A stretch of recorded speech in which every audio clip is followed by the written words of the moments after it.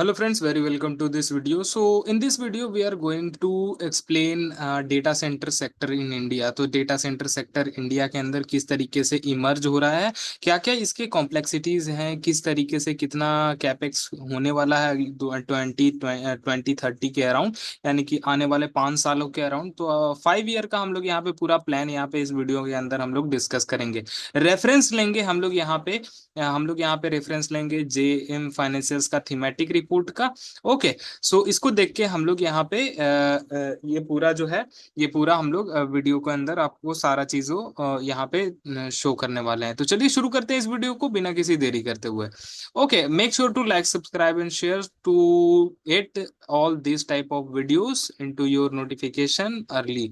Okay, so चलिए शुरू करते हैं यहाँ पे। तो देखो, डेटा सेंटर, जब डेटा सेंटर मैं आप लोगों को बताता हूँ तो आप लोग के माइंड में क्या आता है, एक बार इसका आंसर आप लोग देना। देखो, जब डेटा सेंटर हम लोग बोलते हैं तो डेटा सेंटर का मतलब है कि एक ऐसा जगह, the place where your data is store, यानी कि ऐसा जगह जहां पे आपका जो है, या तो आपका डेटा जो है वो डेटा स्टोर होता होगा। ओके, उस जगह को आप लोग डेटा सेंटर कहते हैं। डेटा सेंटर, ठीक है। तो डेटा सेंटर में यही मेन चीज होता है कि आपका जो डेटा है वो एक जगह स्टोर हो रहा है। तो डेटा स्टोर होने का मेन चीजें क्या है, वहां पे आपका एक तो वहां पे फैसिलिटी होना चाहिए, देन आफ्टर वहां पे हार्ड ड्राइव्स होने चाहिए, वहां पे हार्ड ड्राइव के बाद उसका लाइक रियल एस्टेट, यानी कि उसको ठंडा करने के लिए कूलिंग सिस्टम होने चाहिए। ये सारे सिस्टम्स वहां पे बनाने रहते हैं, तब जाके एक डेटा सेंटर बनता है। ठीक है, तो इसको हम लोग एक बार देख लेते हैं यहाँ पे। तो देखो, डेटा सेंटर का मेन क्या है, अब हम लोग यहाँ पे जब इसका रिसर्च कर रहे हैं तो इसका हम लोग पूरा देखना पड़ेगा कि डेटा सेंटर के स्टॉक्स कितने हैं, आने वाले 5 साल में कितना का कैपेक्स होने वाला है इंडिया के अंदर, तो ये सारी चीजें। ओके, तो चलो यहाँ पे देखते हैं। देखो, इंडिया के अंदर अभी जो रिसेंटली डेटा सेंटर के अंदर जो है ना, वो कैपेक्स इसके अंदर होने वाला है बहुत ही अच्छा, मतलब 5 सालों के अंदर बहुत बड़ा बड़ा व्यूज है।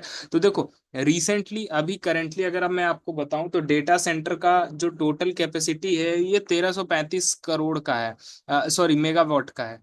1335 मेगावाट। ओके, कितना? 1335 मेगावाट। तो जो कैपेसिटी है वो इसका डेटा सेंटर का, वो मेगावाट के अंदर डिनोट होता है। बिकॉज देखो, डेटा सेंटर के अंदर सबसे इंपॉर्टेंट चीज क्या है, वो है power. Without power data centre is just nothing.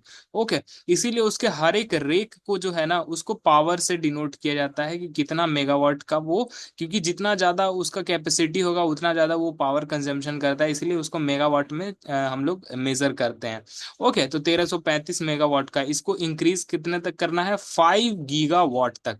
कब तक? 2030, 2030 तक हमारा क्या मोटो है कि 2030 तक 5 गीगावाट का यहाँ पे हम लोगों को करना है। एंड ये सारा चीज जो है ना, अभी सारा प्लान्ड है। जैसे कि अभी 3 गीगावाट तो रिलायंस ग्रुप ही लगाने वाला है डेटा सेंटर। तो ये सारी चीज यहाँ पे ऑलरेडी प्लान्ड है। ओके, सो अब हम लोग यहाँ पे देखते हैं कि किस तरीके से और ज्यादा यहाँ पे पॉइंट्स जो है क्या क्या यहाँ पे होने वाला है। तो देखो, जैसा कि आप लोग यहाँ पे डॉक्यूमेंट के अंदर देख सकते हो कि अभी इंडिया के पास है ना, वो टोटल वर्ल्ड का 5% डेटा सेंटर का कैपेसिटी है, यानी कि दुनिया का पास जितना भी है उसका सिर्फ और सिर्फ 5% जो है वो इंडिया के पास में है। ओके, सो बहुत ही छोटा नंबर है, हमारे पास हेडरूम बहुत ज्यादा है कि हम लोग एक्सपैंड कर सकें। ओके, सो अभी देखो, जो हम लोग डिजायर कर रहे हैं उससे हम लोग बहुत ही स्लो स्पीड से बढ़ रहे हैं, बट हम लोग को यहाँ पे मतलब है कि हम लोग 2000 यानी कि 30 तक 5 गीगावाट तक का हम लोग जो डेटा सेंटर है वो हम लोग ले आए। अब इसके अंदर हम लोग जो प्लेयर्स के हैं, वो कौन कौन प्ले कर रहे हैं, वो है यहाँ पे Anantraj cloud, E2E networks, black box. ये कुछ नाम है जो कि डेटा सेंटर के अंदर इंडिया के अंदर लिस्टेड प्लेयर्स के अंदर काम कर रहे हैं। ओके, जो कि मेजरली ये 3 प्लेयर हैं जो कि लिस्टेड प्लेयर के अंदर काम कर रहे हैं। और डिटेल से अगर मैं आपको बताऊं तो यहाँ पे जैसा कि आप लोग देख रहे हो कि डेटा सेंटर का जो यहाँ पे पूरा थीम है, ये इस थीम में जो डेटा सेंटर का कैपेसिटी है, ये कैपेसिटी 5 गीगावाट तक हम लोग को ले जाने वाले हैं। कौन सा? तो यहाँ पे जो डेटा सेंटर है वो स्पेसिफिक टाइप का डेटा सेंटर है जिसको हम लोग 5 गीगावाट का कह रहे हैं, जो कि है colocation data centre capacity. Colocation data centre capacity क्या होता है? देखो, कोलोकेशन डेटा के सेंटर कैपेसिटी उसको कहते हैं क्या, कोलोकेशन। कोलोकेशन यानी कि आप इसको सिंपली वर्ड में कह सकते हो कि शेयर्ड। ओके, शेयर्ड, जैसे कि कोई एक कंपनी ने एक डेटा सेंटर बना दिया, उसके बाद उस कंपनी ने इस डेटा सेंटर के पार्ट बना बना के कुछ कुछ अलग अलग कंपनियों को यहाँ पे रेंट पे दे दिया। जैसे कुछ गूगल को, माइक्रोसॉफ्ट को, यहाँ पे अपोलो को, अलग अलग कंपनियों को यहाँ पे रेंट पे दे दिया, और वो क्या कर रही है, उन कंपनियों से रेंट वसूल कर रही है। तो इसको कहते हैं हम लोग कोलोकेशन डेटा सेंटर। तो यही जो है ये 5 गीगावाट का प्लान है इंडिया के अंदर। अब अब अगर मैं आपको यहाँ पर बताऊं कि ये जो डेटा सेंटर है, ये जो प्लान हो रखे हैं इंडिया के अंदर, ये कहाँ कहाँ मतलब कौन कौन सी कंपनी की इतना वैल्यूएशन ये सब होने वाला है। तो देखो, सबसे पहले यहाँ पे मैं अगर आपको बताऊं, सो इंडिया के अंदर जो प्ले कर रहे हैं लीडिंग, जो डेटा सेंटर के जो कंपनीज प्ले कर रही है, वो है एनटीटी, एनएक्सटी, नेक्स्ट्रा, साईफाई, और यहाँ पे अडानी का भी एक कंपनी कर रहा है, और रिलायंस का भी एक कंपनी आने वाला है। ठीक है। सो जो 2 गीगावाट है ना, 2028 तक प्लान्ड है, ये तीनों कंपनी, ये सारी कंपनी मिल करके 2028 तक 2 गीगावाट का तो प्लान कर रखी है। उसके बाद 3 गीगावाट का जो है वो रिलायंस, सिर्फ और सिर्फ रिलायंस कर रहा है। यानी कि एक्सपेंशन एक्सपेंशन प्लान में भी हुआ नहीं है, बट अंडर वे है। 3 गीगावाट रिलायंस का, 2 गीगावाट ये सारी कंपनीज मिल करके। अब 2030 तक ये कुछ हद तक लग रहा है कि यस, दिस इज अचीवेबल। अब मैं अगर आपको इसको यूनिट इकोनॉमिक्स बताऊं कि कहाँ से डेटा सेंटर्स पैसा कमाती है, देखो डेटा सेंटर के पैसा कमाने का दो बिजनेस मॉडल है। पहला बिजनेस मॉडल है, या तो वो लोग रेंट करके पैसा कमाएंगे अपने, जैसे कि मैंने आपको कहा कि डेटा सेंटर बना दिया, उसके बाद अलग अलग उसके पार्ट्स बना के उसको रेंट पे दे दिया सारी चीजों को, उनसे रेंट ले रहे हैं और सर्विस चार्जेस ले रहे हैं। देन आफ्टर एक और है फुल सर्विस। ओके, एक और है यहाँ पे मैनेज्ड सर्विस, जिसको हम लोग फुल सर्विस भी कह सकते हैं, जिसमें आपका यही कंपनी जो है आपका डेटा को स्टोर करेगी, मैनेज करेगी, सारा केयर टेकिंग यही देखेगी। और किस तरीके से चार्ज करती है ऐसी कंपनियां, चार्ज करती है स्टोरेज के ऊपर। ओके, स्टोरेज के ऊपर क्या, कि आपने 5 जीबी का स्टोर किया, आपका 100 रुपया बन गया, तो आपने 100 रुपया 5 जीबी स्टोर करने का मान लो कि 1 महीने का दे दिया। तो इस तरीके से चार्ज करेगी पर स्टोरेज, पर सिस्टम के अकॉर्डिंग, कंप्यूटर पर स्टोरेज, इस हिसाब से वो चार्ज करेगी। ठीक है। अब जो एबिटा मार्जिन है इस पूरे डेटा सेंटर का 40 से 50% है। ठीक है। अब ये जो डेटा सेंटर जो है, ये डेटा सेंटर का जो कंपनी है, इसका एबिटा है 40 से 50% का, जो कि फॉरेन कंपनीज में भी देखी जा सकती है। तो जो फॉरेन कंपनीज में हो रही है, हम लोग मान के चल रहे हैं कि वही इंडिया में भी कहीं ना कहीं ये लोग भी एबिटा इतना ही जनरेट कर पाएंगे। इसी वजह से देखा जा रहा है कि ये जो बिजनेस है ना, ये मतलब हाईली प्रॉफिटेबल बिजनेस है। इसीलिए लोगों को इसके स्टॉक्स के ऊपर बहुत ज्यादा कड़ी नजर आपको बनाने रखनी, क्योंकि अगर कंपनी हाईली प्रॉफिटेबल है, हो सकता है डिविडेंड भी दे सकती है अच्छी खासी। ओके, डिविडेंड दे सकती है, देन आफ्टर एक्सपैंड अच्छा करेगी तो स्टॉक प्राइस के ऊपर डिपेंड, बहुत अच्छा मतलब यहाँ पे होगा। ओके। अब मैं आपको यहाँ पे बताता हूँ कि कितना कितना एक्सपेंशन होने वाला है पूरा। तो जो एक्सपेंशन है प्लान्ड 2030 तक, यानी कि 2030 तक, तो जो 2030 तक एक्सपेंशन प्लान्ड है वो कुछ इस तरीके से है। सबसे पहले अगर मैं देखूँ तो $20 बिलियन का जो है, US बिलियन डॉलर्स का, ये आपको जो 2030 तक कैपिटल इनटेक दिख रहा है इस डेटा सेंटर के अंदर अगले 5 सालों के अंदर। तो जो स्टॉक मार्केट में है वो $10 बिलियन का इक्विटी रेज हो सकता है। अगर कुछ नई कंपनियां स्टॉक मार्केट में एंटर की तो वो $10 बिलियन के अप्रॉक्स का फ्रेश इक्विटी ला सकती है, ये अप्रॉक्स है। अब इसका मैं अगर आपको कंपनी बताऊं तो कुछ है ना, लाइक आप स्ट्रीम में भी कुछ कंपनीज को डायरेक्ट यहाँ पे कर सकते हैं, जैसे कि डीसी ऑपरेटर, सप्लायर, रिन्यूएबल्स। तो इनके अंदर भी आप इन्वेस्ट कर सकते हैं, या फिर आप डायरेक्टली जो डाउन स्ट्रीम में टेक फोकस्ड जो डेटा सेंटर कंपनी है, जैसे E2E नेटवर्क्स हैं, इनके अंदर भी आप डायरेक्टली यहाँ पे इन्वेस्ट कर सकते हैं। तो वो सारी कंपनीज जो है वो अभी जस्ट मैं आपको यहाँ पे थोड़ा सा ब्रीफ कर दे रहा हूँ। ओके। अब यहाँ पे मैं अगर आपको बताऊं तो डेटा सेंटर में कुछ इंपॉर्टेंट पॉइंट्स है, जैसे कि यहाँ पे आप देख रहे हो, तो इंडिया का जो डेटा सेंटर है, कोलोकेशन डेटा सेंटर, जो ये जो है ना, COLO, इसको कहते हैं कोलोकेशन डेटा सेंटर। इसको आप लोग भूलिएगा नहीं। अगर आप लोग इन्वेस्टर हो, मैं चाहता हूँ कि आप लोग चीजों को ज्यादा अच्छी तरीके से ध्यान दें। ये जो यहाँ पे लिखा है ना कोलो डेटा सेंटर, तो डेटा सेंटर बहुत तरीके की होती हैं। तो ये जो कोलो डेटा सेंटर है यहाँ पे इसको कहना है कोलोकेशन। और ओके, को लोकेशन यानी कि अलग अलग जगह पे डेटा सेंटर है और ये आप लोग रेंट लेकर यूज करें, इसी को कोलोकेशन कहता है और कुछ नहीं। अगर मैं एक्सपेंशन प्लान दिखाऊं, आप देख सकते हो किस रैपिड स्पीड से डेटा सेंटर इंडिया के अंदर बढ़ रहे हैं। तो इंडिया के अंदर डेटा सेंटर अभी रिसेंटली 1352 मेगावाट का है। आप इसको अभी इंक्रीज करके और अभी रिसेंट दे सकते हैं तो 1.35 गीगावाट, इतने का डेटा सेंटर इंडिया में अवेलेबल है। तो 1352 मेगावाट का मतलब क्या हो गया, डिवाइडेड बाई यहाँ पे 1000। तो 1 मेगावाट मतलब 1 गीगावाट में 1000 मेगावाट, तो उस हिसाब से 1.3 गीगावाट का जो अभी है वो रिसेंट में अभी अवेलेबल है इंडिया के अंदर डेटा सेंटर। इसको इंक्रीज करके कितना होगा, 5 गीगावाट बाय 2030। रिसेंट प्लेयर्स, अगर आप बिग प्लेयर्स इसके अंदर थीम के अंदर देखें तो एनटीटी, एसटीटी, साईफाई, कंट्रोलेस, नेक्स्ट्रा, योटा, अडानी कॉनेक्स, वेब वर्क्स और पीडीए पीडीजी, ये सब अनलिस्टेड है। ये सब अनलिस्टेड कंपनीज है, ठीक है। अगर मैं यहाँ पे आपको लाइक सेक्टर एलोकेशन दिखाऊं तो कौन से सेक्टर कितना डेटा सेंटर यूज करती है, तो सबसे ज्यादा जो डेटा सेंटर का यूज होता है वो है क्लाउड सर्विसेज के ऊपर, जैसे कि गूगल ड्राइव, ठीक है। देन आफ्टर कंपनीज भी करती है, जैसे बीएफएसआई बैंकिंग सर्विसेज, बैंक्स भी यूज करती हैं। तो बैंक 14% यहाँ पे यूज कर रही है। आईटी टेलीकॉम भी यूज करती है अपने यूजेज के लिए, तो आईटी में 15% एलोकेशन है। मैन्युफैक्चरिंग सेक्टर में भी यूज होता है डेटा सेंटर का, तो उनका 9% एलोकेशन है। यानी कि जो आप देख सकते हो कि डेटा सेंटर जो है वो हर एक सेक्टर में इन इन सेक्टर में बहुत ज्यादा यूज होती है। बीएफएसआई हो गया, आईटी टेलीकॉम हो गया, मैन्युफैक्चरिंग सेक्टर्स हो गया, ई कॉमर्स हो गया, मीडिया और एंटरटेनमेंट सेक्टर हो गया। ओके, अब इसको प्ले आउट कैसे करना है, अब देखो अगर आप लोग यहाँ पे कंपनीज को देखते हो तो कंपनीज के अंदर आपको देखना है कि कौन सी कंपनी अपनी खुद की डेटा सेंटर देख रही है।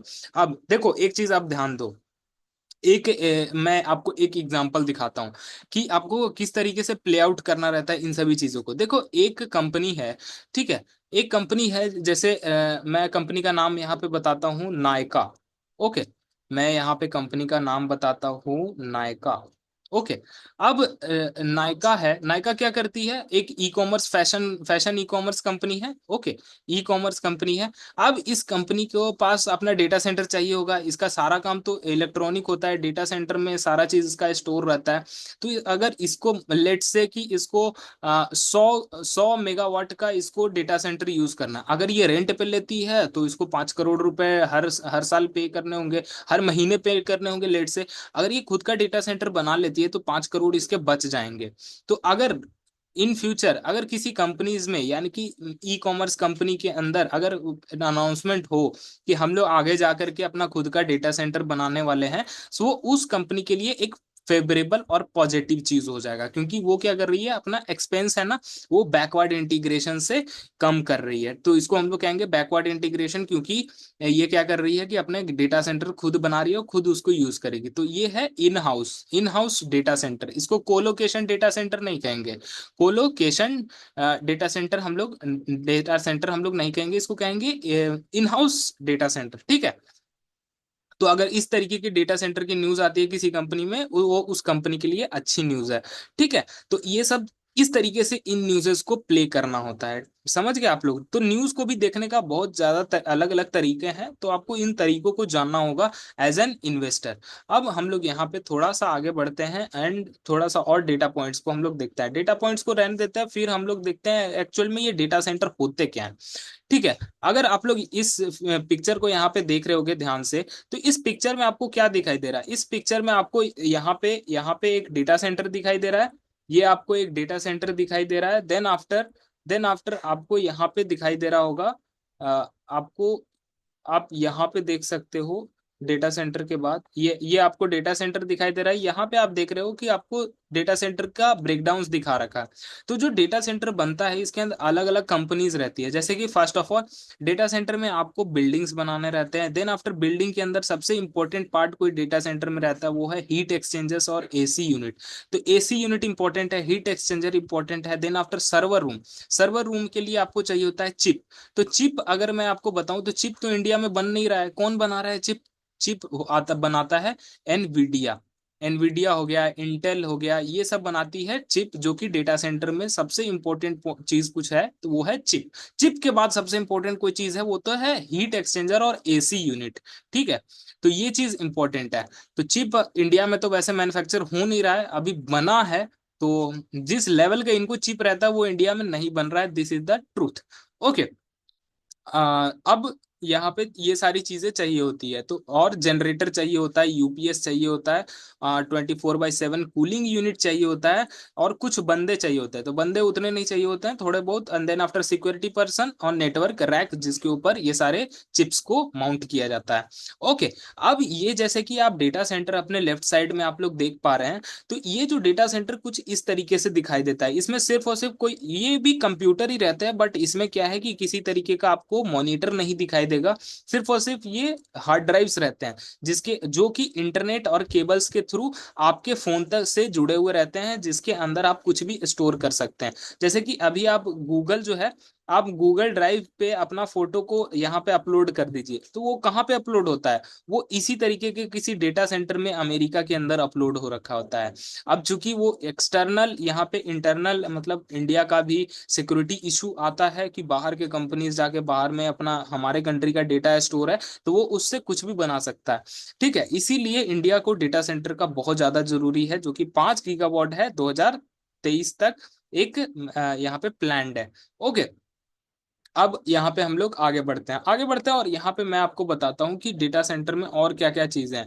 देखो, ये चीजें हो गई। अब डेटा सेंटर में मैं आपको बताता हूँ कि लाइक की इंडस्ट्रीज कौन कौन से हैं डेटा सेंटर को यूज करने के लिए। देखो, यहाँ पे जैसे कि आप लोग यहाँ पे देख रहे हैं, की इंडस्ट्रीज जो है वो आपका क्लाउड सर्विस प्रोवाइडर हो गया। जैसे कि अमेजॉन वेब सर्विस हो गया, Microsoft Azure cloud, Google cloud. तो हो सकता है कि ये गूगल और ये सब भी है ना, इंडिया का डेटा सेंटर किसी का यूज करने लगे। गवर्नमेंट पब्लिक सेक्टर भी यूज करती है।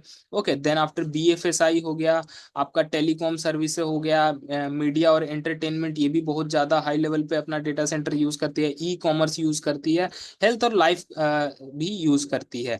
ओके, सो ये सभी है जो है वो डेटा सेंटर से यूज करती है। अब मैं यहाँ पे आपको बताता हूँ कि और यहाँ पे डेटा सेंटर का मैनेजमेंट और ये सारी चीजें। ठीक है, तो अब देखो, डेटा सेंटर का main important thing, let me show you one thing more. Okay, so जो डेटा सेंटर है, डेटा सेंटर का अभी करंट इंस्टॉल्ड कैपेसिटी, ये भी आपको थोड़ा सा हाईलाइट कर दे रहा हूँ यहाँ पे। ओके, सो अगर मैं यहाँ पे करंट इंस्टॉल्ड कैपेसिटी दिखाऊँ तो डेटा सेंटर का, आप देखो लाइक 1352 मेगावाट। ठीक है, 1352 मेगावाट। उसके बाद इट इज अप बाई 38% वायो, यानी कि पिछले साल से ये क्या है, 38% ऊपर है। अब अब ये जो है लाइक एक्सेलरेशन, यानी कि सीएजीआर जो है वो डेटा सेंटर के अंदर 27% सीएजीआर से ये ग्रो कर रहा है। तो 2020 से ये 27%, मतलब 2014 से 27% सीएजीआर से ग्रो कर रहा है। तो समझ रहे हो आप, बहुत अच्छा यहाँ पे ग्रो ग्रो हो रहा है ये पूरा का पूरा सेक्टर। मुंबई में ही 54% डेटा सेंटर कैपेसिटी अवेलेबल है। अब ये डेटा सेंटर कैपेसिटी जो है मतलब ग्रो का आप लोग देख लिए। अब हम लोग इसके अंदर देखते हैं, और डिटेल में आपको थोड़ा सा बता देता हूँ। लाइक देखो, यहाँ पे जैसे कि एंटिटी कोलोकेशन जो है, एंटिटी सबसे बड़ा ऑपरेटर एंटिटी है। तो एंटिटी के पास कोलोकेशन डेटा सेंटर अवेलेबल है। कोलोकेशन यानी कि flexible option to tailor and client need. ठीक है, तो यानी कि फ्लेक्सिबल रहता है, आप क्लाइंट कितना भी वहां पे रेंट कर सकता है, छोटे से छोटा यूनिट और बड़े से बड़ा यूनिट। ठीक है, तो डेटा सेंटर कनेक्टिविटी हो गया। एसटीटी क्या हो गया, एसटीटी के पास भी कोलोकेशन है, कनेक्टिविटी यानी कि कैरियर न्यूट्रल प्रोवाइडर और क्रॉस कनेक्ट। तो इन सभी से इनका कनेक्टिविटी और सारा चीज अवेलेबल है। ओके, सो सीफाई हो गया। ये सारी कंपनीज है जिनके पास ये सारे डेटा सेंटर अभी करेंटली में इंडिया में अवेलेबल है। अब अब हम लोग यहाँ पे आपको बताते हैं वन से।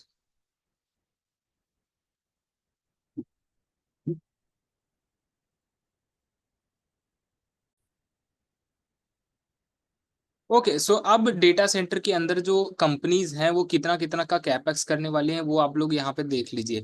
जैसे अनंत राज है, अनंत राज जो है 1 लाख INR यानी कि अप्रोक्स 10,000 करोड़ का, 10,000 करोड़ का इनका कैपेक्स प्लान है, 10,000 करोड़ का।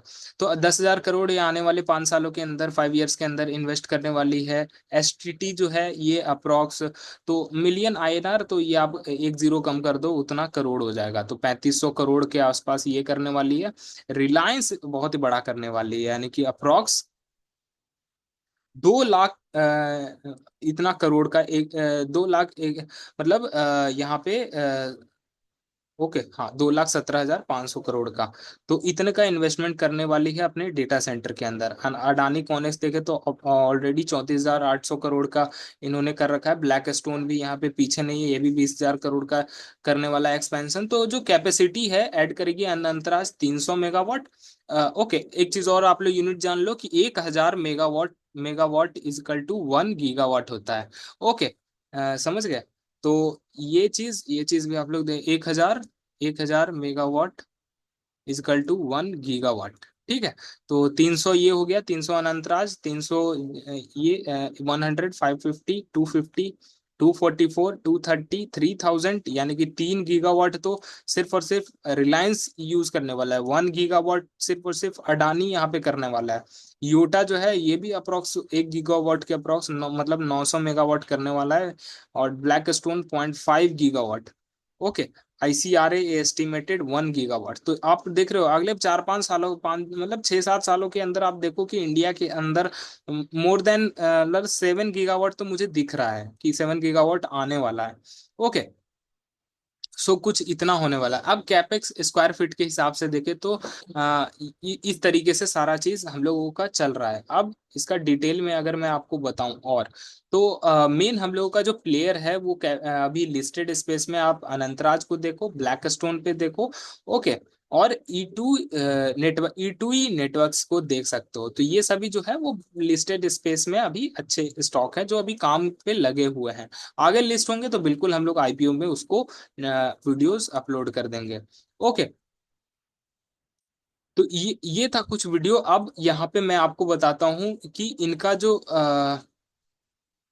यहाँ पे और अलग अलग बहुत सारी यहाँ पे चीजें हैं, जैसे कि की कोस्ट, जैसे कि कोई भी एक डाटा सेंटर बनता है तो उनके खर्चे कहाँ कहाँ होते हैं, ये चीज भी आपको जानना जरूरी है। तो देखो, सबसे पहला खर्चा होता है पावर और कूलिंग।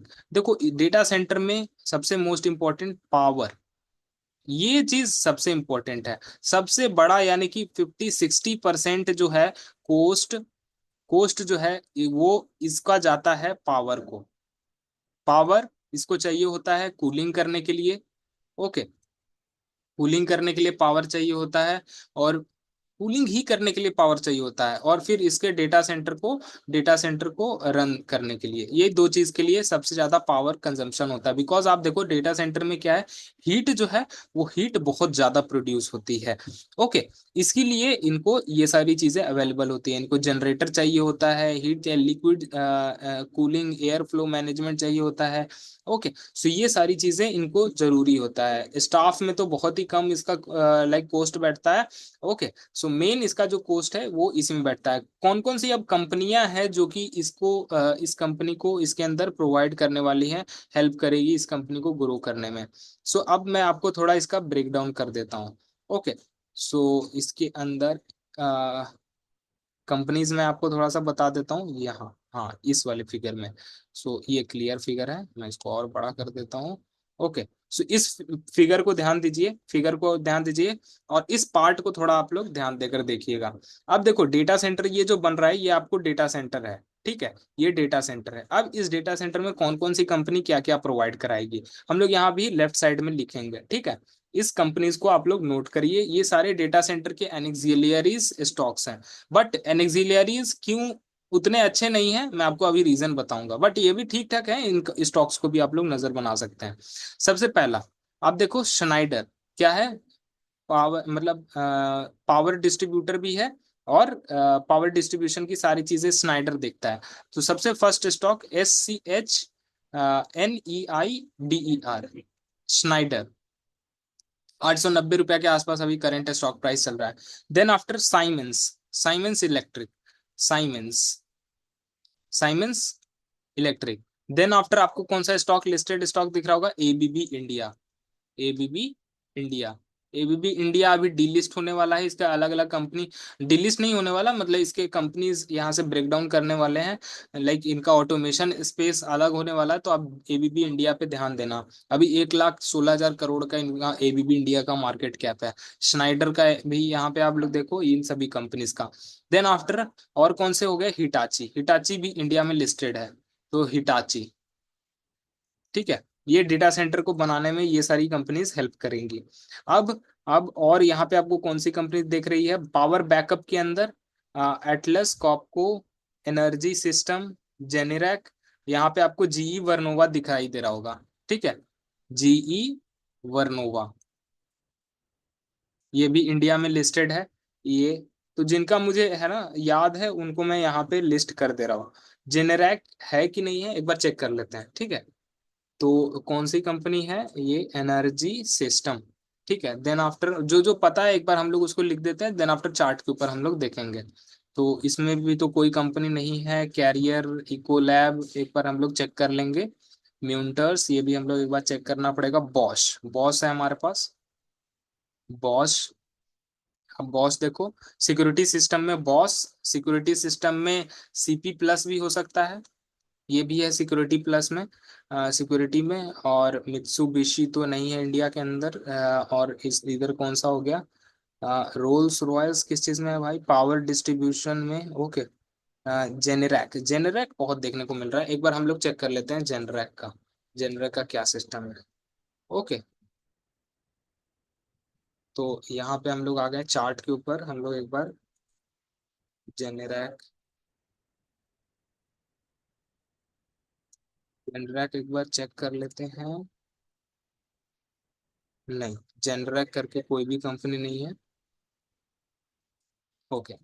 तो ये बाहर की कंपनियां हैं, ठीक है। जो तो मेन इंडियन कंपनीज जो है वो जो यहाँ पे डेटा सेंटर को बनाने में यूज हो रही है, वो कुछ इस तरीके से है, Schneider, Siemens, ABB India, Hitachi, GE Vernova, Bosch, CP Plus, ठीक है। तो आप इन कंपनीज को देख सकते हो, ये क्या कहेंगे हम लोग इसको, पावर मतलब डेटा सेंटर एनएक्सिलरीज स्टॉक कहेंगे, जो कि डेटा सेंटर बनाने में हेल्प करेंगे।